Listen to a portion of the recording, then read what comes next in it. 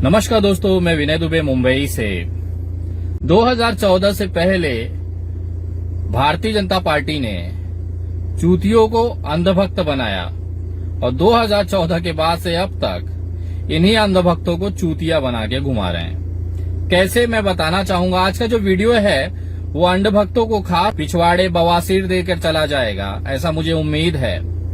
मुसलमान एक ऐसा शब्द जिससे सबसे ज्यादा अगर इस धरती पे कोई चिढ़ता होगा तो केवल भारतीय जनता पार्टी के कार्यकर्ता जलते हैं। पता नहीं मुसलमानों ने इनकी क्या खोद के रखी हुई है कि इनको बिलबिलाहट पैदा होती है जैसे ही मुसलमान कहा जाता है। अभी कुछ दिन पहले मैं दरगाह चला गया, मैंने एक फोटो वीडियोस अपनी पोस्ट की। उसके बाद लगातार भारतीय जनता पार्टी के कार्यकर्ताओं के पिछवाड़े बवासीर का बवाल उठा और वो मुझे गालियां देने लगे, मुल्ले की औलाद, हलाला की पैदाइश, पता नहीं क्या क्या। मैं तो 890 उर्स पर सिर्फ जाकर माथा टेका और देश में शांति और एकता अखंडता बरकरार रहे सभी के लिए, उसमें अंधभक्त भी आते हैं, उनके लिए दुआएं की। उसके बावजूद इस तरह की गालियां मुझे मिली। मुझे समझ में नहीं आता, अगर मैं दरगाह चला गया और वहां पर जाके माथा टेका, चादर पेश की, तो मैं मुसलमान की औलाद हो गया। और वहीं पे इनके जो नेता हैं नरेंद्र दामोदर दास मोदी, वो चले जाते हैं दरगाह पर, माथा टेकेंगे, चादर भी चढ़ाएंगे, उसके बाद में वहां बैठ के कुरान भी पढ़ेंगे, लेकिन वो मुल्ले की औलाद नहीं होता, वो हिंदू रक्षक हो जाता है। ये जो दोगलापन है ना, ये गुफा में राई के तेल से हुई पैदाइश की वजह से ही होता है।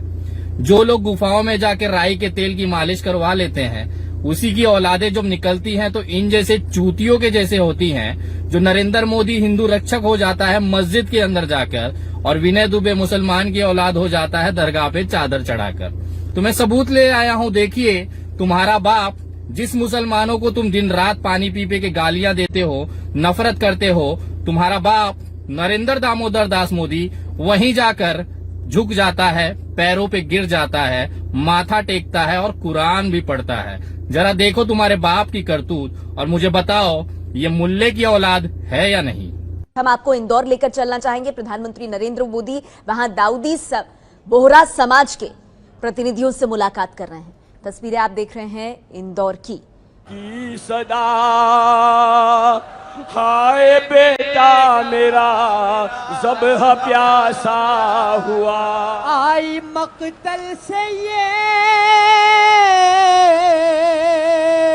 फातिमा की सदा, हाय बेटा मेरा ज़ब्ह प्यासा हुआ। जब ये नाला सुना, जब ये नाला सुना, एल बेटे शाह खैमगाहों से बाहर निकलने लगे। तो इस तरफ अब बताओ रे अंड भक्तों कि अगर विनय दुबे दरगाह जाकर चादर पेश कर आया तो वो मुसलमान की औलाद और हलाला की पैदाइश हो जाती है, तो क्या नरेंद्र मोदी भी मुसलमान की औलाद हैं या हलाला की पैदाइश हैं?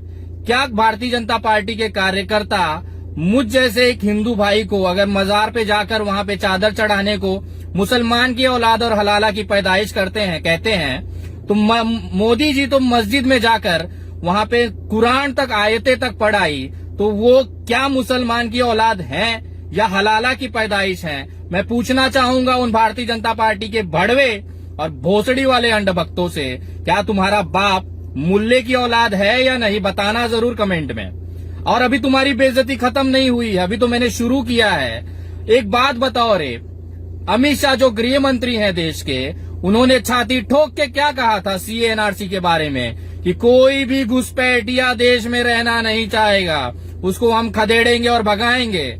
मुझे पता है तुम अंधभक्तों की बुद्धि पे मूत और गोबर चढ़ा हुआ है, तुम्हें याद नहीं आएगा। तो मैं दिखाता हूं तुम भड़वों को अमित शाह जी का वो बयान जिसमें उन्होंने खुद कहा था कि सीए एनआरसी में बांग्लादेशी और पाकिस्तान मुसलमानों को भारत से खदेड़ कर फेंका जाएगा। जरा देखना ये उनका ये भाषा, ये बात, उसके बाद तुम्हारी मैं बजाता कैसे हूं जरा देखिएगा।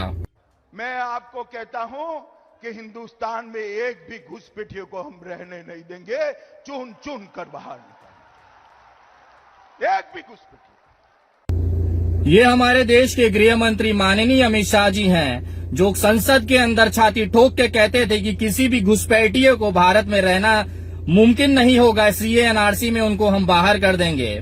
मैं बताना चाहूंगा कि सीए एनआरसी लाया गया था देश के उन मुसलमान भाइयों के लिए जो अपने देश के नहीं हैं, वो बांग्लादेशी हैं, पाकिस्तानी हैं, उनको घुसपैठिया कहा जाता है और हम सहमत हैं। हमारे देश में कोई भी घुसपैठिया, कोई भी पाकिस्तानी, कोई भी बांग्लादेशी नहीं होना चाहिए, लेकिन इसका मतलब ये नहीं है कि देश के मुसलमानों के ऊपर भी अत्याचार हो। और वो पार्टी कह रही है जो खुद घुसपैठियों को जगह दे रही है। सोचिए, भारतीय जनता पार्टी एकमात्र भारत की ऐसी पार्टी है जहां पे कोई भी बांग्लादेशी आकर पदाधिकारी बन सकता है, भारतीय जनता पार्टी का जिला अध्यक्ष तक बन सकता है। जी हां, जिला अध्यक्ष वो पद होता है जहां पर उसके नीचे हजारों सैकड़ों कार्यकर्ता काम करते हैं और वो सारे के सारे भारतीय हैं। सोचिए, एक बांग्लादेशी को जिला अध्यक्ष बना दिया जाता है और उसके नीचे तमाम भारतीय लोग जिला अध्यक्ष का झंडा लेके उसके पीछे पीछे घूमते हैं और वो जिला अध्यक्ष एक बांग्लादेशी मुसलमान है। ये खबर देखिए, आपके होश उड़ा देगा और भारतीय जनता पार्टी का दोगलापन आपके चेहरे पर और खास तौर पर अंधभक्तों के मुंह पर मूत के चला जाएगा।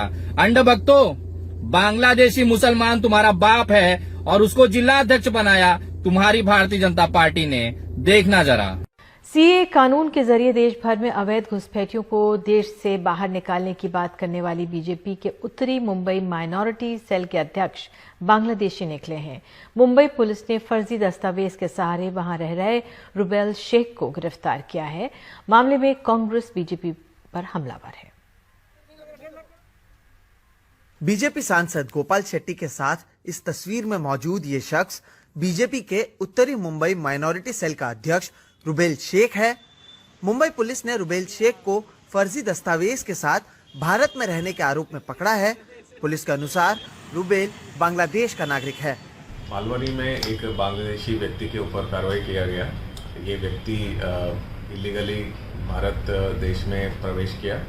इनको पकड़ के उनका घर जब्ती किया तो वहाँ कुछ डॉक्यूमेंट्स मिले और ये डॉक्यूमेंट्स की चौकसी करने के बाद ऐसा पता चला कि ये फेक डॉक्यूमेंट्स हैं। तो इस आदमी के ऊपर फॉरेनर्स एक्ट और आईपीसी के फॉर्जरी और फॉल्स डॉक्यूमेंट्स के संबंधित सेक्शन लगाए गए हैं और ये कार्रवाई मालवनी पुलिस स्टेशन के एंटी टेरर सेल ने किया है। मैं पूछना चाहता हूं उन नकली भोसड़ी वाले देशभक्तों से जो भारतीय जनता पार्टी के अंडुए सहलाते हैं, उनको पूछना चाहूंगा कि तुम्हारा एक जिला अध्यक्ष बांग्लादेशी कैसे हो सकता है, जबकि सीए एनआरसी में तुम घर घर घुस के झंडे निकाल रहे थे कि कोई भी घुसपैठिया नहीं होना चाहिए देश में। मैं विनय दुबे इस चीज का समर्थन करता हूं कि कोई भी घुसपैठिया इस देश में नहीं रहना चाहिए। मैं पूछना चाहता हूं उन गद्दार पार्टी के लोगों से कि तुम्हारी हिम्मत कैसे हुई इस भारत के अंदर एक बांग्लादेशी को अपना जिला अध्यक्ष बनाने के लिए। मैं निवेदन करूंगा महाराष्ट्र सरकार से, इनके तमाम पदाधिकारियों की जांच की जाए। ये साले भोसड़ी वाले अपने ही राजनीतिक फायदे के लिए नकली मुसलमान, दूसरे देशों के मुसलमानों को अपना पदाधिकारी बना के दिखाना चाहते हैं कि ये मुसलमान हितैषी हैं, बट वास्तविकता ये है कि इनके अंदर शायद ही कोई ऐसा कार्यकर्ता होगा जो मुसलमानों से नफरत न करता होगा। भले देश टूट जाए, बर्बाद हो जाए, तबाह हो जाए, लेकिन मुसलमानों से नफरत जारी रहेगी। इनके जो नफरती चिंटू हैं दरवाजे दरवाजे वीडियो बना बना के गालियां देंगे और इनके जो नेता हैं वो अपनी बेटियां इन्हीं मुसलमानों के पास सौंप देते हैं, उनको दामाद बना लेते हैं, उनको जीजा बना लेते हैं। मैं बोलना चाहता हूं उन तमाम कट्टर हिंदू वाले कार्यकर्ताओं से, भारतीय जनता पार्टी वालों से, कि अगर तुम्हारे में दम है तो बोलो भारतीय जनता पार्टी को कि अपना जो संविधान है उसमें से सेकुलर शब्द हटा दे, उसमें केवल हिंदू शब्द ऐड कर ले। भारतीय जनता पार्टी की इतनी औकात नहीं है कि अपने पार्टी के संविधान में से सेकुलर शब्द हटा दे, केवल हिंदू रखे। काहे वो हिंदुओं को धोखा दे रही है। मैं पूछना चाहता हूं उन तमाम कार्यकर्ताओं से कि काहे तुम्हारे भारतीय जनता पार्टी के झंडे में हरा कलर है। तुम मानते हो हरा कलर मुसलमान का है, हिंदू का जो कलर है वो भगवा है, तो पहले अपने झंडे से आप मुसलमानों का जो कलर है हरा काहे नहीं निकाल रहे हो।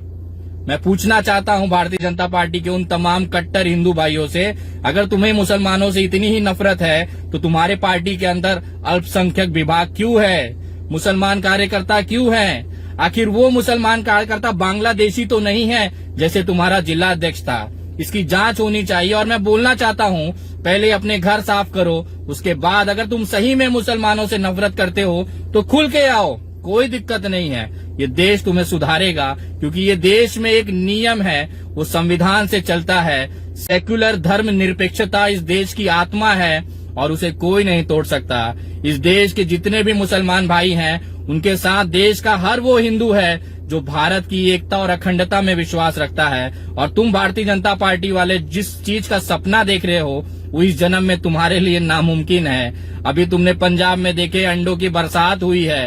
अंडे याद आया क्या? अंडे अंडे ऐसी गरम अंडे गरम गरम अंडे गरम गरम अंडे गरम गरम अंडे गरम गरम अंडे गरम गरम अंडे गरम गरम अंडे गरम गरम अंडे गरम गरम अंडे गरम गरम अंडे। ऐसे ही गरम गरम अंडे अब हर राज्य में तुम्हें मिलेंगे। तुम नफरत फैलाते रहो, हम देश के संविधान के साथ में एकता अखंडता की बात करते रहेंगे।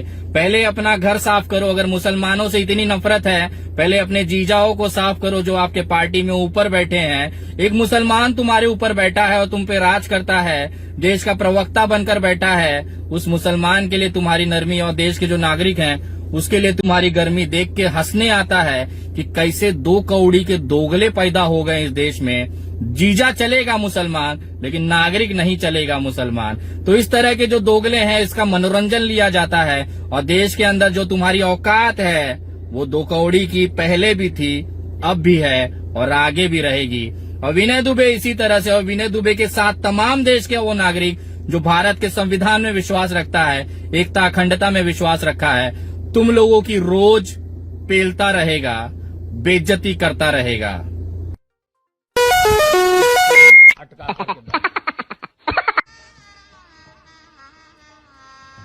गजब बेइज्जती है। जय हिंद, जय महाराष्ट्र।